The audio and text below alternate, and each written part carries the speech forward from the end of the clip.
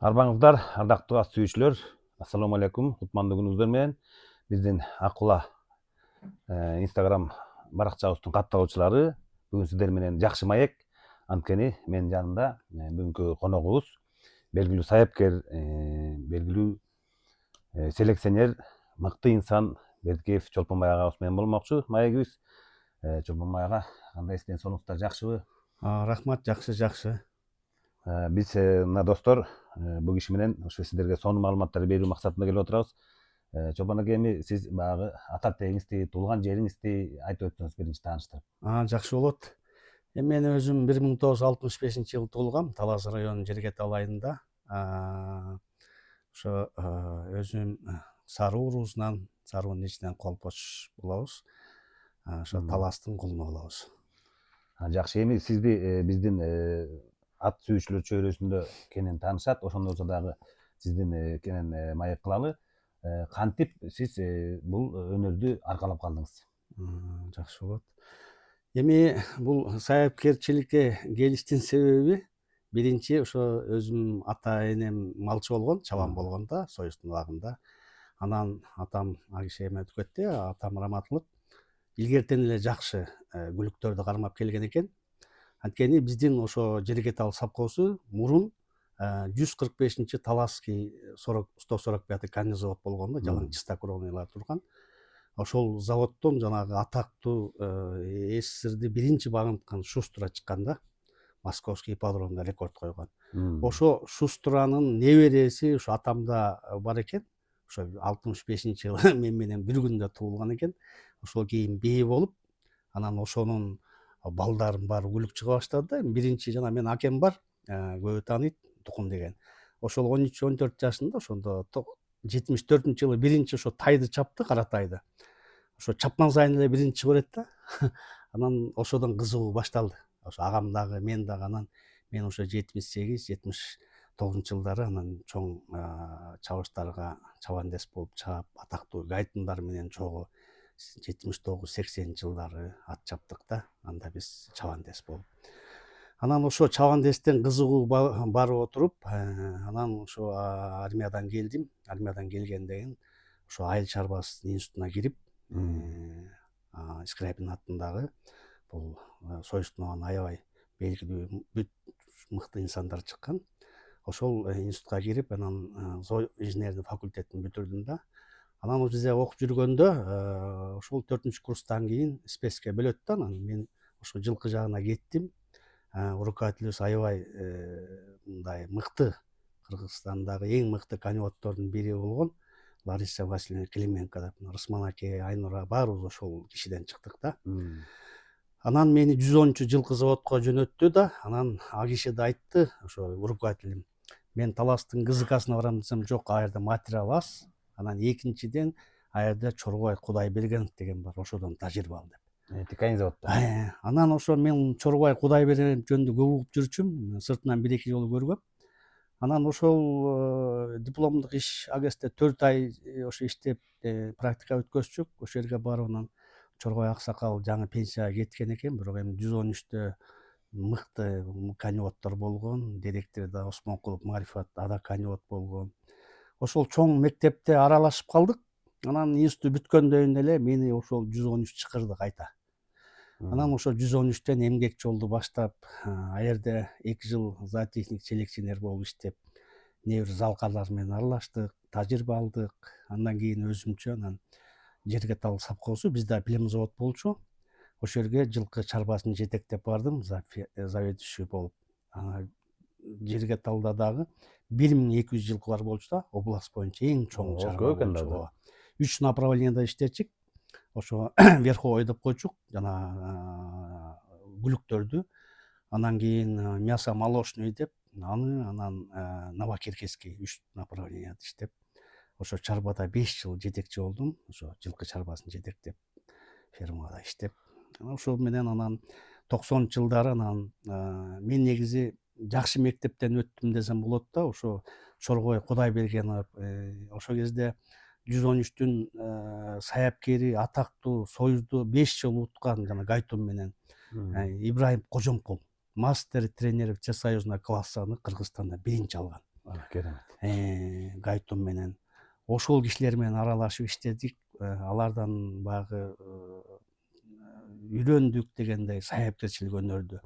Эми кыргызда айтат го, сурай мекеге жетпир деп эч ким тубаса эле саяпкер болуп түшпөйт.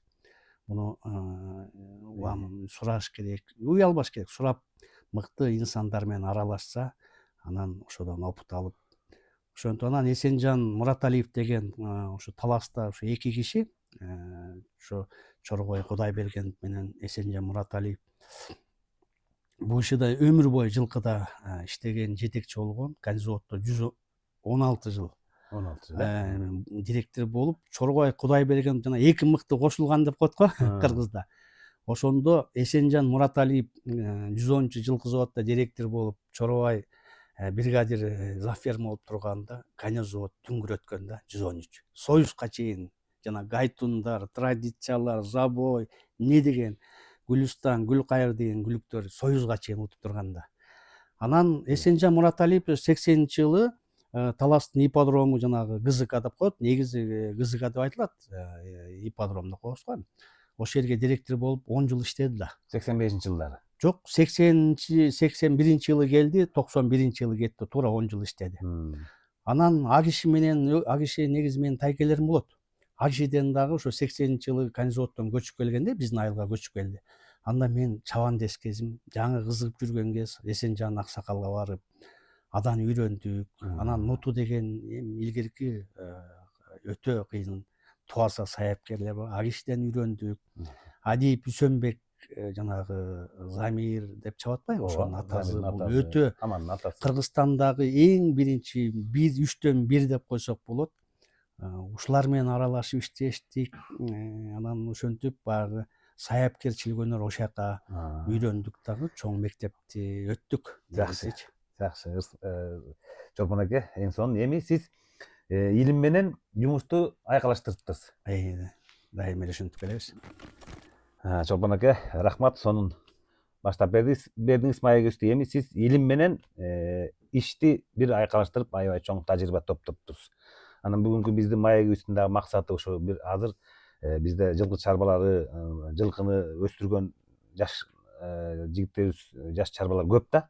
Анан сиздин кеңешиңиз катары ошо селекция деген эмне, канткенде жакшы ийгиликтерге жетебиз бул атты гүлүктү асылдандыруу боюнча сиз эми мыкты адис каттары бир кыскача сүйлөп берсеңиз. Жакшы. Эми бул селекция негизи өзү өтө татаал илим. Бул генетика илими да, селекция деген генетика илими. Бул өтө татаал илим. Бирок буну илим деген илимдин аркасынан кубалай бериш керек. Өнүгүү боло берет. Бул эми селекция, бул азыркы могу жаңы чарба же болбосо кызыгып келаткан жаштарбы, чарбанын ошо жетекчилердин айттарым, менин өзүмдүн тажрыйбам эме илим менен ошо практиканы чогуу алып жүрүш керек да. Негизи селекция кылганда эмне? Биринчи селекцияда чарбаны өсүп өндүрүү үчүн биринчи айгырды жакшы тандап алыш керек да. Эң биринчи айгырды тандап алыш керек. Эми айгырды тандаганда кайсынан тандайт? Мына мен шкала деп айтып жүрөм го, шкала. Эми бул биз жанагы союздун кезинде мен заводдордо иштедим, 2 чоң заводдо иштедим. Анда айтып атпайбымы, Канизаводдо 900, Жергеталда 1200 жылкылар болчу. Бантировкадан өткөзчү, Кирништен представительдер барчы. Эми азыр андай жок. Бирок ошол шкала бул илим менен далилденген. Айгырды 4 шкала, мисалы 4 шкалага койсоң, биринчи экстерьер. Үчөөсү да кыргызча айтканда ошону бал менен, эми бал бойбосо да ошону караш керек да. Экстерьер келиш керек. Жүрөктөй болуш керек. Жок, эми баштан баягы китептерде эле айтат, легкий голова, яркий глаз деп айтып берет да. Ошондой биз кыргызча карайбыз, ошо көзү жайнаган. Чоргой аксакал айтчы, бото көздүн миңи чуркайт, чочко көздүн бири чуркайт депчи. Анысында бул жөн жеринен айткан эмес да. Анан баш көз, экстерьер. Анан негизи мен айтарым, мен өзүм практикамда апкат грудь деп коет да. Апкат грудьту көп басым жасаш керек да. Көөдөн. Эми көбү эмне кылат да, апкат грудь десе жанагы ширина грудьту карайт да. Жок, ширина башка. Апкат грудь башка да, ширина наоборот орто болуш керек. өтө широкий грудьтар жакшы эмес, алар күлүп чыкпайт. Орто грудь, средний ширина деп коет. Анан апкат грудь. Бул апкат грудьта канчалык апкат чоң болсо, ошончолук өпкө чоң жатат, өпкө чоң болот, мотор жүрөк чоң болот да. Өпкө чоң болгондон дыхание күчтүү болот. Жүрөк чоң болсо бул мотор. Анда аны басмайыл тартып эле байкасак болот Жок, экен да. басмайыл эмес, эме менен эле, метр менен эле бул параметрлер да бар да. Мисалы, высота холка, косая длина туловища, апкат грудь, апкат пяс деп 4 параметр аласың да. Ошондо негизгиси апкат грудь да. Жана көкүрөк астыга түшүп, косая лопата деп атпайбы, китептечи. Ошол косая лопата жанагы көкүрөк астыга чыкканда лопата кыйгач отурат да, анан көкүрөк кенен болот. Көкүрөк кенен болгондо өпкө чоң болот, жүрөк чоң болот. Эми бул жылкыларда көп эле кездештик, көрдүк, баягы сойгондо да көрүп жүрдүк. Негизи күлүктөрдүн өпкөсү чоң болуш керек, жүрөгү чоң болуш керек. Анан үчүнчүсү, экинчиси происхождениясы да, мына экинчи шкала, происхождение. Ата теги. Эми биз жана ата тегин кубалап атпайлыкпы? Буну 3-4 поколенияга чейин аябай кубалаш керек да. Эне жагында, ата жагын. Негизи эки жактан тең бирдей келиш керек. Ошолор скаковой карьералар кандай, ошону атасын эле эмес, атасын анткени бул генетикада улам 4-5 поколенияга чейин повтор берет да. Ошо происхождениясына аябай көңүл буруп, ошо бегущий жанагы аламанщиктерди ошолорду караш керек. Бул экинчиси. Экинчи шкалада, үчүнчү шкала болсо работоспособность. Ошол айгырдын өзүн чуркаганы кандай? Бул жанагы өзүнүн берген результаттарында карат. Бул эми китепте деле ошондой да. Анан 4-түнчүсү оценки потомки дейт. Негизи айгырды, бул китепте да ушундай жазылган, оценка жеребца производит по качеству потомства дейт. Айгыр качан балдары мыкты чыкканда ошондо бааланат. Ошон үчүн эми жаш айгырларды баалай албайсың. А так мыша ортодон өткөн айгырларды карасаң, ошонун балдары мыкты чыгат. Маселени чордон ошондо го дейм, айгырдан. Анан жанагы генетикада бар да, доминантный ген, рецессивный ген деп коет да. Ошо айгыр негизи доминантный ген болуш керек. Ошо доминантный ген деген эмне? Мисалы, айгырдын шкалага салган 10 баласын 8-и, 9-у, 7-дөн өйдө чуркаса, бул доминантный ген. Анткени айгырга ар кандай бие кошулат да. Көрдүңбү? Баары айгыр жакты тартат. Ошондо доминантный ген. Кээде болот, мына практикада эле бул генетика мындай да, 100% гарантия жок, генетикада айтылат, вероятность чоңураак да. Анан мисалы практикада ошо биздин атактуу Гайтун мисалы, союзду 5 жыл уткан, бүт происхождениясындагы экстерьерде бүт келген, үчөө келди дагы, анан кийин оценка потомка келгенде жок болуп калды да. Анан буну китепте, китепте бар, дальнейшее воспроизводство не подлежит выбраковать деп кийиниш неме чыгарган. Көрдүңбү? Кыргызча айтканда кулагын кезип этке төгөт. Деме браковать этиш керек да. Бул күлүктүгүнө да караган жок да. Анткени анан түшкөн балдарды бар канды бузуп жиберет, артка тартып кетет. Астыга эмес, астыга сүйрөп, артка тартып кетет. Болбосо мына эстерди дүңгүрөтүп, дүйнөнү дүңгүрөткөн анилин, анилиндин результатын дүйнөдө эстерде кайталанган жок да. 64 чейин 3 жыл дүңгүрөттү да дүйнөнү. Биз окуп жүргөндө ошону живой весне вес алтын сураган англичандар деп биздин эжеке сүрөт окуткан да. Тарыгый чындык экен да. Анан эми анилинден укмуш дүйнөнү дүңгүрөткөн күлүктөрдү күттү да. Ага деген эмне деген бийлерди койду селекционерлерчи. Бирок анилиндин балдары бирин серин союзду утту, бирок дүйнөлүк деңгээлге чыга алган жок. Демек, бул доминантный ген эмес. Эми бул жаратыштын мыйзамы, ошондойлор болот да. Бирок негизи бул Чорбай аксакал да көп айтчу да, айгырды бул алганда көбүнчө балдарын карап туруп алчу да. Балдар кандай түшөт, экстерьери, анан ошонун балдары работоспособность кандай болот. Эгерде айгыр жанагындай доминантный ген болсо, мен эми практикамда көрдүм. Мына Таласта, биз эми Талас иштегенден Заградитель, жана Бесланный, Пакет, ушулардын балдары чисти доминантный ген болду да. Ошолорду кандай бээге койсоң дагы балдары чуркап атты. Ошонун айгырды биринчи тандап алдыңбы? Анан айгыр 4 негиз менен тандайсың. 4 шкала менен тандайсың. Анан айгырды тандагандан кийин ошого жана селекцияда подбор деген термин бар да. ошого жакшы бийинип подбирать этиш керек. Азыр эми баары кошо берет. Кээде мындай да, ошол эки кан сочетание келбей калса дагы артка тартып кетет. Мисалы мен практикамда ушу анализ кылып көрдүм. Мисалы илгерки союздун дерскийдин кандары отурган менен айбери табир отурса, булардан аламанчык чыгып атат да. Мен мындай анализ кылып көрдүм да көп эле. Өзүбүздүн практикабызда дагы, башка китептерди дагы карадык. Ошондо эки кан аябай жакшы бири бирине сочетание келген да. Бул союздун канында. Ошол пример да эми. ооба. Анан ошондой кылып туруп кошкондо ошол биенин каны анан айгырдын канын караш керек. Эч убакта жанагы родственный испаренияга жол бербеш керек. Бул эми редким случай коюлат, бирок негизи бул родственный испарение болгондо майдаланат, минус жактары көп да. Ошон үчүн биз жана Европадан импорт айгырларды алып келип атпайлыкпы? Туура. Мен айтып келем, биз доморожкаларды отрицать этпеш керек. Себеп дегенде бизде союздун убагында селекция өтө күчтүү болгон. Кыргызстандын немеси рейтинги чоң болгон, союзду аябай уткан. Өткөндө Айнура да айтып өттү го. Анан бизде селекция аябай каты жүргөн. Мунагу 54-тө, 113-тө бардык жерде аябай селекция аябай каты жүргөн да, бизде жакшы күчтүү кандар отурган. Анан ошолорго эле биз импортторду коюш керек да. Импортту коюп туруп освещение кровь, канды жаңыланып туруш керек. Канды жаңылып астыга жылыш керек. Эми импорттун баары эле күлүп болуп кетпейт, бирок ошонун арасынан жанагы мисалы азыр бродеронун балдары чуркап атат. Демек, бродера бул доминантный ген отурат. Бунун эч ойлонбой туруп ушундай мыкты балдары чуркап аткан айгырларды келечекте селекцияга колдонсо болот. Ошо сиздин сөзүңүзгө ушу практика түрүндө мисал боло турган жакында эле бир жабыктарда результатты көргүздү. Мисалы биздин Манасбек деген жаш саякчысын чапкан Жылдыз деген конаны күзгү соңку чабыктарда аябай жакшы утту да. Анын атасы Антонио Вивальдо деген көк айгыр экен, Европадан келген.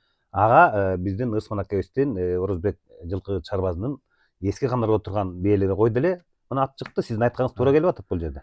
Жок, эми бул биз ойлоп тапкан жокпуз. Бул эми китептерде ушундай да. Мен мисалы китепти көп окудум да. Совершенствование пород лошадей деген илимий томдор бар да. Научный труды деп коет. Ошо именно ошо жылкы боюнча илимий эмгектер бар. Булар илимий далилденген да. Эми мен келечекте ушул каниотторго айтат элем, жалаң эле баягы мындай эме кыла бербей, илим менен да кошо ошо көбүрөөк окуса. Азыр интернеттин заманы. Интернет менен ачып окуса көп нерсени таап, терең кирсе болот да. Ошо мен биздин убакта андай интернет жок. Китептерди казып, чукулап, томдорду жана ГПКларды ачып, анан жанагы китептерди окучук. Ошолорду окуп, анан кийин практика менен айкалыштырасың да. Кайры туура келет, кайры туура эмес келет. Ошо астыга жылыш үчүн илим керек, сөз жок. Бул жерде Чолпон аке сиз айтканыңыз туура. Азыркы заманда интернет ачсак эле айгырдын ата теги, анан чуркаган эле башка маалымат жок болуп атат да. Азыркы жаштарга биз китеп окулар деген сунуш бересиз го дейм. Кандай дейсиз китеп? Жок, ошону айтып атпаймынбы, китепти окуш керек да. Биз мына Ысман аке деле жакшы билет болчу. Биз Каниосто конный спорт деген журнал чыкчы. Союзданчы, Винниктен. Ошолорго жазылып алып 92-93-ке чейин чыкты. Ошолорду окуп жүрдүк студент кезден беричи. А жерден көп эми кызыккан кишиге көп материал бар да. Анан эми эгер адам кызыкса, китеп интернет болбосо дагы китеп тапса болот. Мен ушу бир жакшы китеп окудум. Совершенствование пород лошадей деген, научный труды деген. Ошо Канизоттон Чорбай аксакалдан алып, ошол китепти берди. Анан ошону көп окуп, ошол жерде көп нерселерди үйрөндүк да. Ошо илим менен айкалыштырдык. Бирок бул баары окшош. Жанагы айгырды тандоо, отбор, подбор, жана орусча айтканда ушулардын баары эле селекция астыга жылып кете берет. Болгондо эле улам жаңы канды кошуш керек. Жакшы канды кошсо астыга жылуу болот.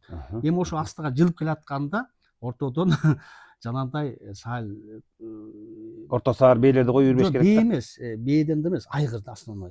Бээлерди тандап аласың. Бээни жана айгырга тандап кошсоң, ошондо бээни да мындай болот да. Кээ жерде массивный бээге массивный айгыр кошуп койсоң, таза оор түшүп калат. Айгыр сухой, жука болсо, жука бээ кошуп койсоң, нежный түшүп калат аябай. Селекция ушул да. Анан ошого подбор кылганда, ошо тияк биягын карап, бүт анализдеп, анан жакшы каниоттордон совет алыш керек. Айгырды көрсөтүп. Чолпон аке, рахмат. Сонун айттыңыз. Эми ушул жерде бир суроо пайда болду. Сиз айгырды 4 негиз менен тандаш керек. 4 шкала. 4 шкала менен. Бирок эң негизгиси айгырдын берген тугумунан баалайт экенбиз. Сиз ушу азыр ушу республикадан угуп байкабаганда жүргөн ошого тете сиздин көздөп айтканыңызга тете келген айгыр кайсыл айгырларда укканыңыз бар? Мен ошо мына бу радиону башынан эле жактырып жүрчүмүн да, бу радионун балдары көп эле болду чуркаганычы. Анан буга чейин деле өтө эмес болчу, бирок баягы кандай баалады мен өзүм жеке баалап жүрөм. Анан кийин ушу быйыл мына бир айдан балдары көрдү, тетиги эмени утту, Казакстанда 2 чоң алтын тайды утту. Демек бул айгыр действительно мыкты, жакшы айгыр бул. Анан дагы бир эме да, бул менин өзүмдүн жеке көз карашым. Илгерки сайыпкерлерди айтчы, ар ким ар кандай бул талаш болуп жүрөт, бирок мен анализ кылып көрдүм. Ошо Дерскийдин балдарын деле карасаң, Флоридон, Аден, Суздальдар 20-21 жашында берген балдарын бүт фавориттер чыккан да. Анан мен өзүм дагы көрдүм. Анан буну Чорбай Аксакалдан деле сураган эмесмин, бирок Нут Аксакал айткан, айгыр картайгандан сийдик тазаланат да койчу. Ой, баракелде, карачы муну. Бир сөз Достор, менен. эң маанилүүсү да. Анан мен ушул вопрос менен көп талашып жүрдүм дагы. Анан анализ кылып көрдүм. Ошо бул китепте да ошо карасаң, фавориттердин көбү 15-20 жашындагылар, 15тен кийин 20. Эми мисалы тетиги Америка, Европада 30 жашка чейин кармап айгыр сабап атпайбы? Ошолордон. Демек, бул айгыр картайганда наоборот сийдик тазаланат экен да. Жакшы тукум берет экен. Коркпой туруп коюш керек да. Жакшы, рахмат. Чолпон аке, укмуштуудай сонун тажрыйбалар менен бөлүштүңүз. Эми сиз селекционер катары эмес, сайыпкер катары дагы биздин талас өрөнөскө аттын кашкасындай таанымал инсансыз. Укмуштуудай ийгиликтер жараттыңыз. Ошо сайыпкерлик өнөрүнүн сырларын айтып, анан кандай ийгиликтерге жетиштиңиз, кантип сайыпкерликти эң биринчи кандай кадамдар менен баштадыңыз, ушул боюнча айтып берсеңиз. Жакшы болот.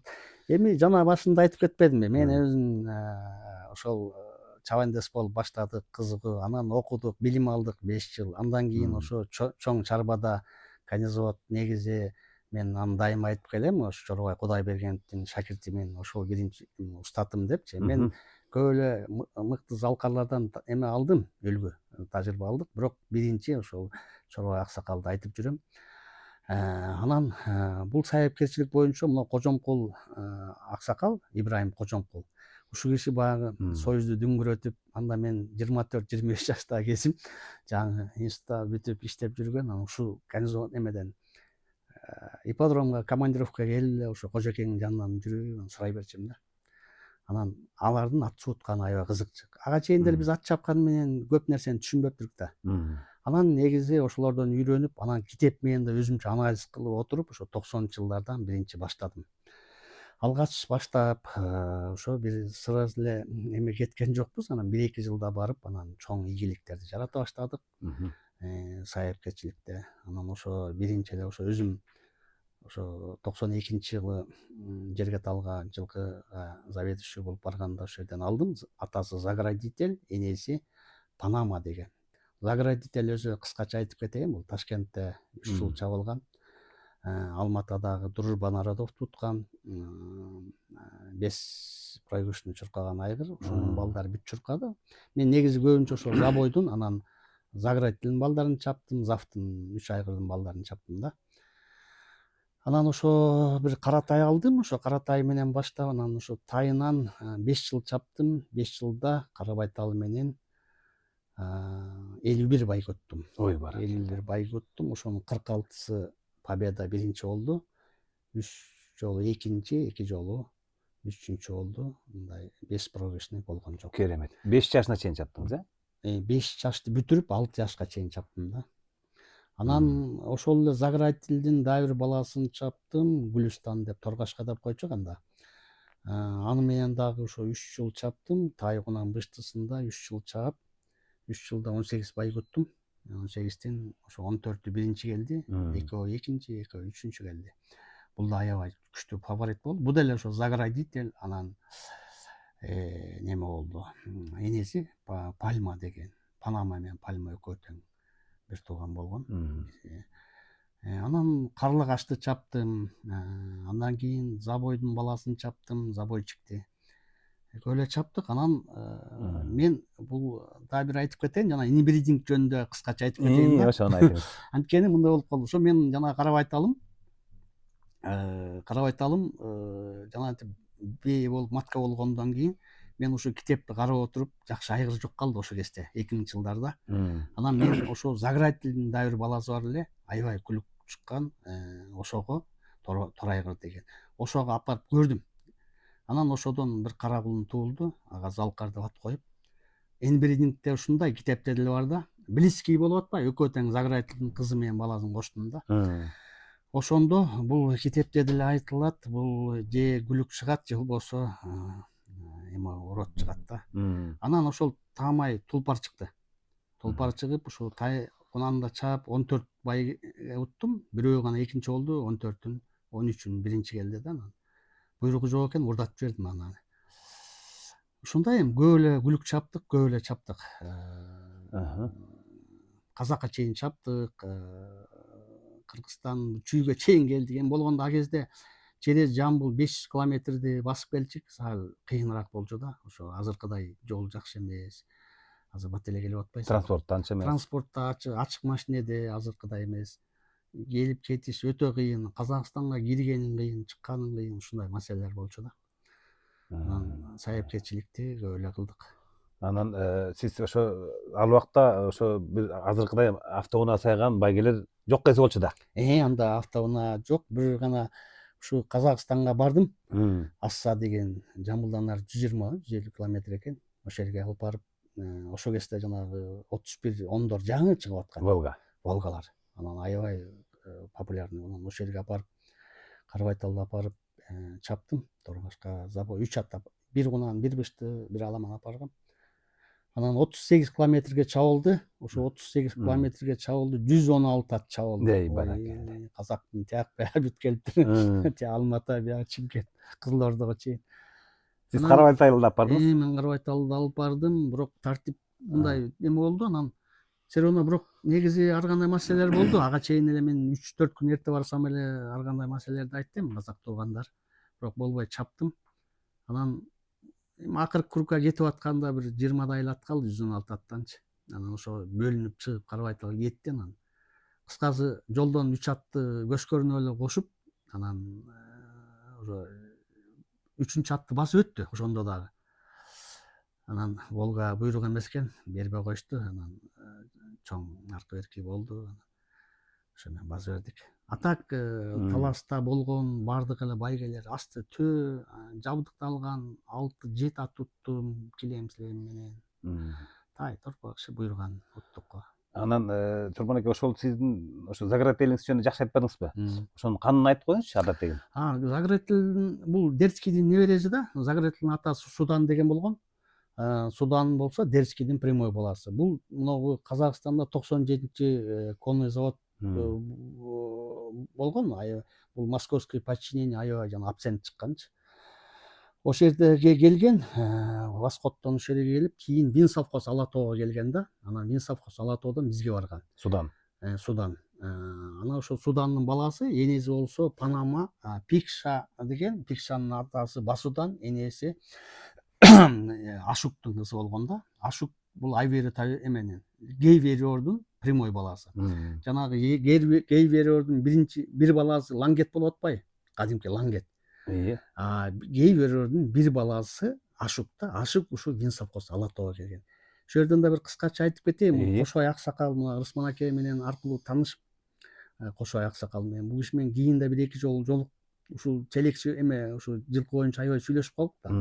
Анан ошол таң кылып атпайбы, Винсовхоз Ала тоодон кандайча силерге кетип калды деп. Жана бизден бу жерде Винсовхоз Ала тоо деген жана Бишкектин үстүндөгүчү. Бу жерде эң күчтүү ядро турган да. Ал жерде орустар иштеп, биник менен жакшы болуп, ошо Ашукту, Басуданды жана Айвер Судан, Строги, укмуш айгырларды алып келген экен. Ошо Ашук жөнүндө Кошой Аксакал аябай айтты да. Анан бизге жана Алла, Гречка, Легетта эме деген бейлер барды да. Багетта деген. Ошолордун бүттү Винсовхоз Ала тоодон барган да. Акустика деген бейлерчи. Бу жерден барып биздин таласта анан ошо ядро илгери абдан күчтүү болгон да, ядро күчтүү болгон. Союздун каймактары турбайбы? Каймактары да. Анан ошо Винсовхоз Ала тоо жоюлгандан кийин биз жерге тал бир 30-40% алдык, калганын Кочкорбай алды да. Анан Кочкорбай 80-жылдары анан кийин Союзга чейин үгүрөтпөдү ошол кандар менен. Вадим деген жана тренер Кочкорбайга кетти, а Денисенко бизге барды. Анан биздин жылкылар Ташкентте турду, Ташкентте чабылды. Ташкент, Чимкентский ипподромдо чабылып турду да. Заградительдер ошо баары. Чолпон аке, эми сайыпкер катардагы укмусуздай сонун ийгиликтер жараптырсыз. Анан ушу ат суутуу боюнча биздин жаш көрөрмандарга, жаңы баштап аткан жаш сайыпкерлерге дагы кенен маалымат болуп калсын. Ушу ат суутуунун сырларын кантип суутчуңуз эле, муну карабайтал менен укмусуздай ийгилик жараптырсыз. Ушундай суутканда кандай жактарга көп көңүл бурчуңуз эле? Жакшы болот. Эми мен ошо Карабайталды деле башкалардын деле тайынан баштап чаптым. Негизи мынау эми ар бир сайыпкердин өзүнүн ыкмасы бар да, туурабы? Анан биз негизи мен ошо тайларды азыр деле мына мен агам Турус Тукун иштетип жүрөт. Биз тайларды көбүрөөк иштетпейбиз. Тайды бутугол бат кетип калат да. Ошон үчүн ошо мына ушул кезге чейин тайларды суутуп келдик, бир да букшун чыгарган жокпуз. Анткени тайларды ошо жеңил эле минип, жеңил эле иштетип жүрүп эле 1 ай, 1,5 ай, 2 айда эле келип калат тайчы. Тай эми бат эле кирет. Эми тай деген дистанциясы деле кыска да. Анан тайларды ошо жанагы чоң аттардай кылып улам катуу жерге иштете берсе, ал сөзсүз жок букшун чыгат. Ошо тайды эми негизи колдон келсе тайды күзгө апарып чапса ошо буту кичине бекем болуп калат. Негизи китеп боюнча дагы 1 жаш жок да. 2 жаштан баштап туруп анан тренинг башталат. Ошо 2 жашка чыгарып чапса, анан жакшыраак болот да. Анан эми сайыпкерлик деген эми ат таптоо, суутуу деген деле баары эле жалпы жонунан азыркы сайыпкерлерди деле карап көрсөк баары эле окшош. Окшош да, анча мынча гана баягы немелер болбосо, ошо эми баягы 2 ай суутасың, 2,5 ай суутасың, 1,5 ай ат эми ар кайсы ат ар кандай келет. Баары окшош эмес. Кээ бир аттар бат эле келет. Негизи мына ургачы мал суутууга бат келет негизи эркек малга караганда да. Анан негизи эми негизгилерин айтканда майдалары эми ал атты мындай айтып коюш оңой, бирок аттын көзүн карап күнүгө минип турмайынча мындай азыр жалпылап мындай айтканда кыйыныраак, жалпылап айтабыз да.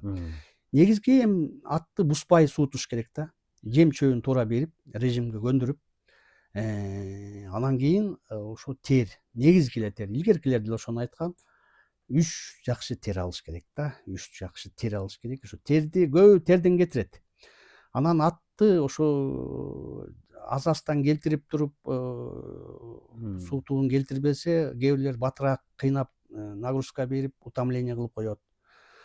Ошо тер алган жагын аябай неме кылыш керек. Эми сайыпкер деген эми мындай айтканда сезимтал болуш керек да. Муну сөз менен айтыш кыйын.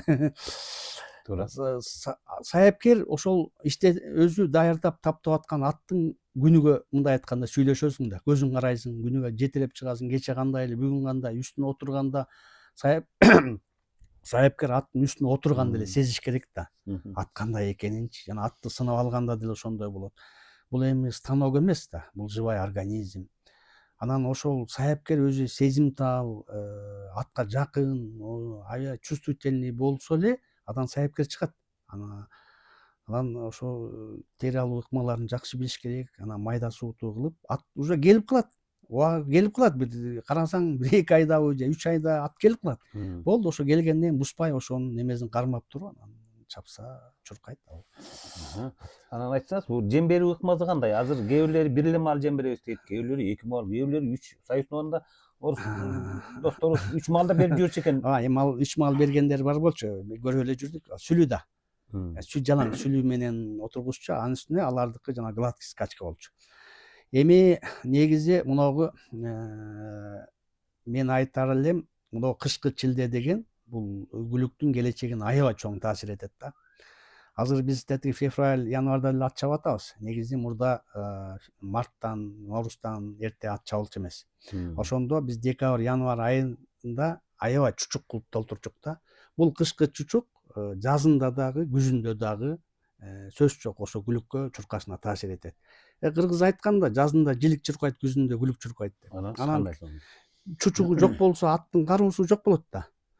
Чучугу жок болсо аттын кароосу бейкароо болуп калат. Ошон үчүн мунун чучугуна дагы аябай көңүл буруш керек да. Анан жем деген буудай да берип көрдүк, буудай менен да берип чаптык, сүлү менен дагы, арпа менен. Эми аттын немесине карайсың.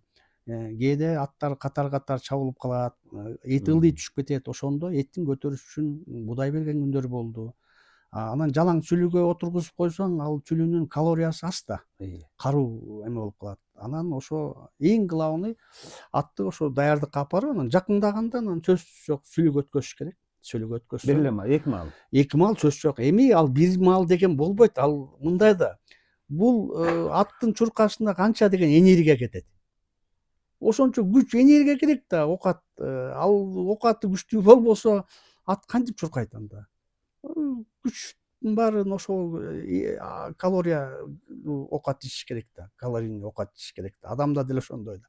Анан азыр баягы витамин дешип атат. Ушу шагым азыр жанагы витамин, анан уколдору сайышып ушундай кылып атат. Бирок биз укол сайган жокпуз. Азырда сайбайбыз. Мындай да, витамин менин өзүм көз карашым, жеке көз карашым, бирөөгө жагат жакпайт, анын менин жеке көз карашым. Бул аттын тили жок да. Буга мен ушу жанагы витаминдерди берген жакшы. Буну ашказан аркылуу бериш керек да. Анан бул мындай да, ашказан баргандан кийин керектүүсүн сиңирип алат, кереги жогун чыгарып алат. Анан жанагы через вена куюп атат. Эми бул мүмкүн какой-то мере жардам берет, бирок аттын келечегине мүмкүн терс таасирин бериши мүмкүн. Ал келечекте айгыр болот, келечекте бээ болот. Ал кулун бериш керек. Ошого организм ал эме менен вена менен бергенден 100% канга барып сиңет ал. Ал эч жака чыгып кете албайт да. Анан кийин ошол жагында кандай болот? Кооптуу дейсиз. Кооптуу да. Анан эми ошо дары-дармекти дагы аттын да келечегин, күлүктүн келечегин ойлош керек. Ал келечекте матка болот, айгыр болот дегендей. Мен жана сизден 1 мал деп сурап атпаймын. Себеби бир аксакалдан угуп калдым эле да, ал ой силер ушу азыр жаштар ушу 2 мал жем берип аттын бутун эрте кетирип атасыңар. Ушу 1 мал мен деле суутса болот деп бир аксакалдан угуп калганыман улам сизге бул сурооду берип атам да. Эми ар кайсы көз караш ар кандай. Бирок бул китепте деле, кормленияда деле өзүнүн нормасын 2 мал жейт да. Ал илим менен далилденген нерсе да. Илим менен далилденген нерсе. Бул бутуна кетирип калганы жемден эмес. Бул жумушту туура эмес бергенден көбү бутунан кетет да. Ал жемден кеткен ал башкача. Ал жемди туура эмес берсең ал сөзсүз жок түшөт. Жем түшкөндө башка да. Анан чабарда, конечно, чабарга жакын калганда буудай бербеш керек. Буудай, жанагы арпа, буларда белок көбүрөөк да. Анан ошо кан ичине коюлуп кетет, анан бутка таасир бериши мүмкүн да. Рахмат Чолпон аке. Эмки маегибиз, эмки кезегибиз башка өңүттө болсун.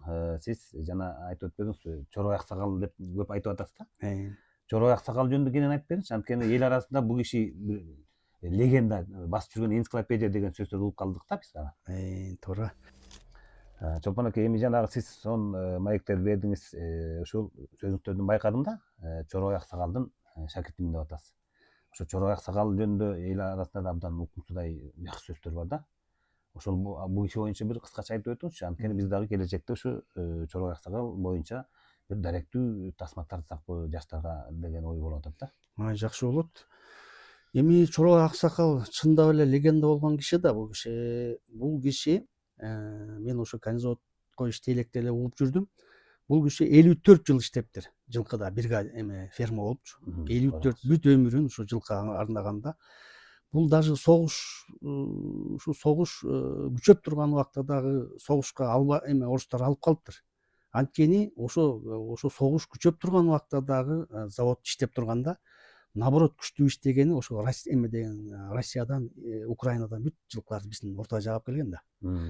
54кө, биздин 113кө ушуларга жана Таласский 145 канизаводко бүт Европадан, эмеден, Украина эмеден келген.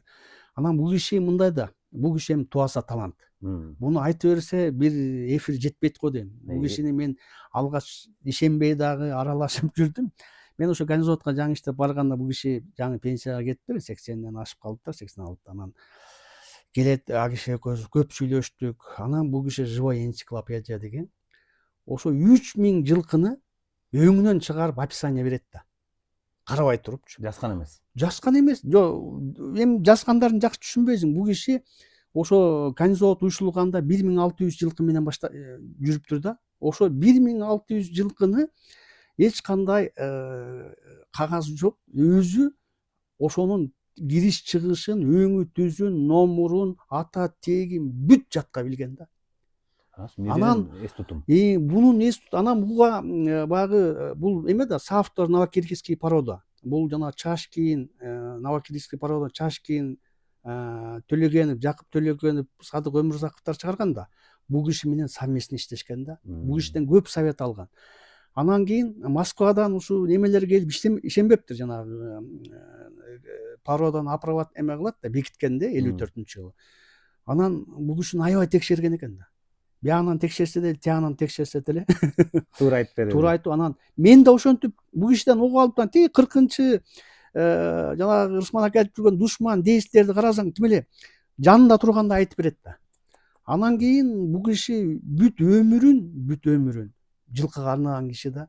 Анан бул тубаса, өзү жөнөкөй эмес, бул тубаса талантта, мындайлар 100 жылда бир жаңырат го дейм. Анан бунун канында жана Адиев Үсөнбек бир тууган жээни, бунун небереси мына азыр жана Батыр, Жолдошбек Батыр деген жанагы Россияда эң мыкты жокей. Муну Адиев жана Замирлер ушулар Аман, анан бул ким эле жанагы Кеспиевдин эмеси Эрлан. Бул да Чорубайдын жээни да. Бул Чорубай жөнүндө жазса, бул өтө көп да. Бул киши даже эми жанагы атактуу Гайтун бар го, ошону Кожомкул Аксакал өзү 2 жолу айтты да. Биринчи Кудай, экинчи Чорубай Аксакал деди. Ушул жетим кулун экен. Чорубай өзү чоңойтуптур. Гайтунду. Анан кийин болбой, анан Кожомкул Аксакалга берет. Сенин багың ушул ачат деп. Анан кичинекей жүдөө тай аны алып келип ипподромго киргизип коюптур. Сыртта жүрөт. Анан бир күнү Чорубай келсе, баягы сыртта жүдөө жөнү саксайган. Анан ошондо айры менен чала чапты дейт. Башы жок. Муногуну жакшылап бак, ушул сенин багыңды ачат деп киргизип, анан ошол Чорубай Аксакал ушул жетим кулумду билгенин дейт. Анан кийин Гайтун 3 жашынан баштап чыкты, 4-5 жашында Союзду 2 жыл дүңгүрөтүп, 5 жолу чабылып, ошо Гайтундун аркасы менен Кожомжаров эме болду. Мастер жокейди алды, жана Марат Кожомжаров. Тиги Ибраим Кожомкул болсо мастер тренер всесоюзный классын алды. Москвада чабылды да. Москвада, Ростовдун адалында, анан Украинада 3 жерде чабылган. Орустар таң калган экен да бул Чорубай Аксакалды. Анан Чорубай Аксакал айтып келе атпайбы? Анан буларды аябай текшерген экен. Чорубайды ишенбей, анан это живой энциклопедия деген ат койгон да. Анан Чорубайдын мына үйүндө турат, баласы менен жакшы мамилеш досмун, Жолдошбек деген. Анан эмеден, Виниктен Всесоюзный институт Каневосто ошол профессор деген наамды берген, официально. Ой, караңыз, эмне деген? Чорубай Аксакалга профессор деген наам берилген. Ошол Виниктин атынан да Всесоюзный институт Каневостодон. Анткени бул кишинин селекциясы, бул кишинин буну 5 жыл эмес 10 жыл окусаң дагы бул кишиге жетиш кыйын го. Бул эми тубаса талант, башкача да. Бул кишини китеп кылып жазса аябай келер эме. Бул боюнча материалда чогултса болот да. Бул Канизотто дагы көп кишилер билет. Чорубай Аксакал боюнчачы. Бул киши карабай туруп бүттүгүн айтканда. Анан бул ушу Чорубай Аксакалдын кыскача айтып берсеңиз, бул жана Чымкент деген айгыр боюнча да бир жакшы окуялар бар болсо. Ал Чымкент мындай болот. Өзүнөн уктум да. Анан бул Чымкент Чорубай Аксакал туулганда описание жазып коет экен, өзү жазып элечи. Анан бул атасы Запад. Энесин билбейм, ошо Чымкенттин атасы. Запад болсо 97-жылы Лугойдон алып кеткен. Бриллиант экөөнү да. Анын Западтын акыркы кулун экен, ошо туулганда бир көрөт. Анан күзүндө баягы жылкычылар отбивка кылганда эле номер басат, биринчи номер басканы келсе эле баягы карегер беспримет экен, чымкый карегер, башка кулун. Анан Чорубай айтат, бул эмес дейт. Ошо менен талаш тартышы менен кетип калат. Анан Чымкентте бир отделение турган да, 113-түн бир отделениясы Чымкентте чабылган. Асанкул деген тренер болгон. Анан бул 4 жылдан кийин анан Чимкенттин баарын утуп Чимкенттен атка коюп, анан ал келип уже скачка бүтүп буту кетип анан 4 жылдан кийин 5 жашка чыгаарда келип түшүрүп атканда таанып койтуп да. Карачы. Мынакей мынау Чимген эме деп. Бул кайсы кимдики десе баланчаңкы деп анан. Баягы колунда. Анан ошол жерден спор болот да. Кантип доказать десе, ошондо карабай туруп айтып, оңбу сорт бакайынын түбүндө 3-4 гана кылы ак болуш керек деп. Бой керемет. Анан ошол жерден эметип анан чорубай десе эле сенин көзүң ачык болуп кетти. Ошону доказать этип берген экен. Мындай окуялар өтө көп. Мындай окуялар өтө көп да. Мен ал киши менен ушу көп аралаштым, өтө көп да. Феноменальный киши экен да. Ал өтө андайлар ушу эпизодду көп билишет. Мындай эмелер, окуялар өтө көп да. Даже аттын басып баратканынан таанып койгондо, жоголгон аттар 5 жыл, 6, 7 жыл өтүп кеткенден кийин жүктөп баратса, алыстан көрүп Сузан мырзаны айтыптыр, жолчунун караты ушу экен деди, кайрыгыла депчи. Карачы. Анан мындай жана жүктөп бараткан, анан кайеринен таанысын, куйруктун шипаңдаганынан таанууну коюптур. Кандай Андайлар көп эми, андай. Мен өзүм деле 1-2 жолу эметтим, жана Балатун деген айгырды биздин жерге талга келген да. Анан ошо Балатун жөнүндө суразам, так секирип кетти да. Бар бекен депчи. Анан ушундай бар, кара айгыр, мына ушундай десем, менен мурун жана Абдулла Саке жылкы ферма болгон да, ошол алып келген экен. Анан айтты, мен жокто сатып жибериптир мыналар деди. Анткени анын жанагы эмеси рост келбей калган экен да, 1.54 ушундай эле болуп калып, айгырга стандарт келбей калып, чорубай мындай жашыруун коюп жүрчүмүн дейт. Анан ошол Балаттын жөнүндө сураса, мен чабылган тети Пятигорскийге чабылгандарына чейин айтты да, мынча минутта келгенде чейинчи. Анан мен ишенбей кеткенден кийин архивди карап калсаң, ошону точно айтып атат. Тим эле көрүп тургандай. Гений экен да бул киши. Анан ошондо айтты, Балаттун деген бул мээзи жок бүлүк деди. Мунун атасын мен Луговойдон Бриллиант деген кара айгырды алып келгемден сүрөтүн көрсөттү. Бриллиант мына Луговойдон келген, Запад экөө. Бул Гайтундун жанында гана чабылып, Гайтун уже фаворит болуп чыгып кеткенден бул Заштагы гана чабылып калды. Болбосо бул Гайтундан да бүлүк болчу деди. Анан мен эстедим, биз 79-жылы, 80-жылы мен чабандес болуп чапканда Гайтундун жанында бир кара чабылчу да, ошол именно Балатон экен да. Ошол ошондой эмелер, окуялар көп ал Чорбай Аксакал. Рахмат Чолпон ака. Эми биз дагы досторубузга айтып коюшубуз керек, бул киши Чорбай Аксакал жөнүндө да биз келечекте жакшы материал тартабыз, Кудай кааласа. Анткени мындай тарыхый инсандарды ушундай бир ютубка, тарыхка калтырышыбыз биздин милдет. Рахмат Чолпон аке, сонун баарлашуу болуп атат. Мен жана сизден сурадым, ошо сайыпкерликтин сырларын деп. Аны сиз үстүртөн айттыңыз. Анан биздин көрүүчүлөрүбүз, жаш сайыпкерлерибиз көбүрөөк сурашат да, ушу сайыпкерлер чабышка калганда, бир жума калгандагы акыркы жумуштары, акыркы оокаттары кандай болот деп көбү кызыгат да. Көбүнө сабакта болсун, сиздин кеңешиңизде болсун баалуу. Ошо күлүктүү жана сиздин карабайталды, чаап, укуста ийгилик жараткандагы бир жума калганда кандай даярдадыңыз эле? Ушуну бир баяндап берсеңиз. Жакшы болот. Эми бул сайыпкер, ар кайсы сайыпкер ар кандай ыкма менен суутат. Бул эми менин өзүм жеке өзүм келаткан эме, кимге жагат, жакпайт, ал эми сайыпкерлерди баарына жагат деп айта бербейм. Ар кимдин өзүнүн методу болот. Анан эми негизи жалпы окшош эле болот да, жанагы 2 тер ага чейин 2 чоң тер алып, анан негизи бир жума калганда уже ат бир жума калганда даяр болуп калат. Биринчи чабыш болсо бир жума калганда уже ат даяр болуп, ага көп нагрузка бербей, дыханияга, анан жеңил майда суутуу менен иштеп келип, анан 4-күн күндө, мисалы кыскартып айтканда, негизги базар күнү чабылат. Мен 4-күнү күнү тер алам, акыркы тердичи.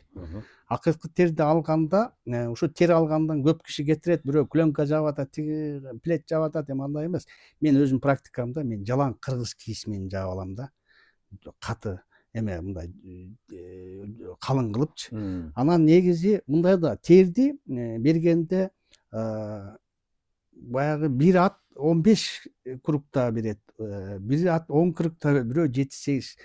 Анан ошо акыркы терди мен ушу алганда бир 7-8 айланпа, ошону 15, 16, 17 километр деле алынат, болгон тер чыгат. терини баягы жалап көрсөң туз калбай калат. Акыркы терде негизи ак көк чыкпай калыш керек да. Ушуга көп эме кылыш керек да. Ага чейин 2 чоң жакшы тери алып туруп, 3-чү тери чабардын астына караганда ак көк негизи чыкса кичине чыгышы мүмкүн, чыкпаш керек ак көк. Эгерде акыркы терде ак көк буркулдап чыгып атса, анда ал ат даяр эмес. Анда дагы тери алыш керек болуп калат да. Анан ошо 4-чү күнү тери алам. 5-чи күнү только разминка бастырып ичине. Анан 6-чы күнү кара моюн. Жабы алып туруп, кара моюн кылып эле иштетип келип, анан кечинде 4 саат коебуз да, 4 саат 10 жарымдан кеч коюучу эмесмин, 4 саатта анан кийин жемин берип, анан эми ар кайсы сайыпкер ар кандай кылат. Мен негизи чөптү жалаң эспарсет менен, беде менен ат сууткан жокмун. Жалаң эспарсет, себеп дегенде эспарсеттин эмеси беде сайыл оору болот, а эспарсет жеңил да, жана переваривание протеин көп, бат аш болот, жеңил, сүлү сыяктуу деп койсок болот да. Анан жагымдуу негизи биз жалаң эспарсет менен келе атабыз. Анан ошол суунун жанына коюп коем. Негизи эми ар кимдин методу ошондой. Мен ошол канча жылдан бери 30 жылдан ашты.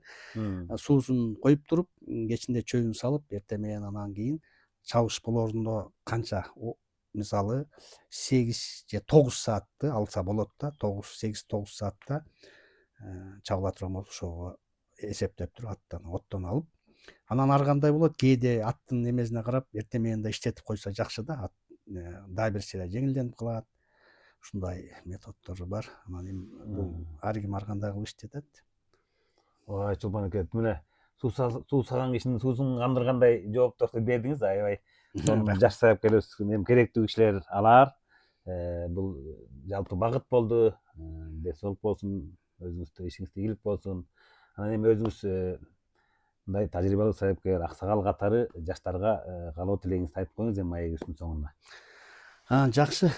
Ушул бул рахмат силерге дагы, мына Ислам достук экөөңө тең рахмат. Ушул эл суусап турган бул маалымат керек да. Маалыматты ушундай элге жеткизип атасыңар, силердин да ишиңерге ийгилик. Эми сайыпкерлерге мен мындай деп айтат элем, жана эфирден дагы эметип калдык.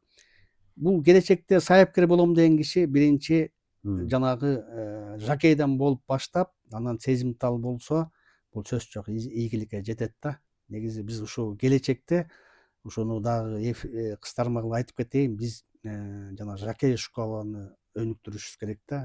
Ошондо мыкты жакейлерден анан келечекте мыкты сайыпкер чыгат да. Жакей мыкты болуш керек, чоң школадан өтүш керек. Анан ошондо биз жанагы эл аралык, даже казак, тетиги Россияга чейин чаба турган мыкты жакей тренерлерди чыгарабыз да. Ийгилик баардык ошо ат сүйүүчүлөргө, иштерине ийгилик, аттар дайыма байгелүү болсун. Силердин ишиңерге ийгилик, дайыма элдин кызматын кылып, элдин батасын алып жүргүлө. Рахмат Чолпон эке, ошо биздин деле максатыбыз ошол. Сиздерге окшогон аксакалдардын алтындай болгон кептерин тарыхка калтырып, жаштарыбызга үлгү болсун деген эле. Атам кыргызча аралган ат менен бирге келет эмеспи? Ошол ат менен болгон биздин атабыз дагы чыгат деп ойлойбуз. Ошо сиздерге рахмат, бар болуңуздар. Чоң рахмат. Өмүрүңүзгө береке болсун. Рахмат.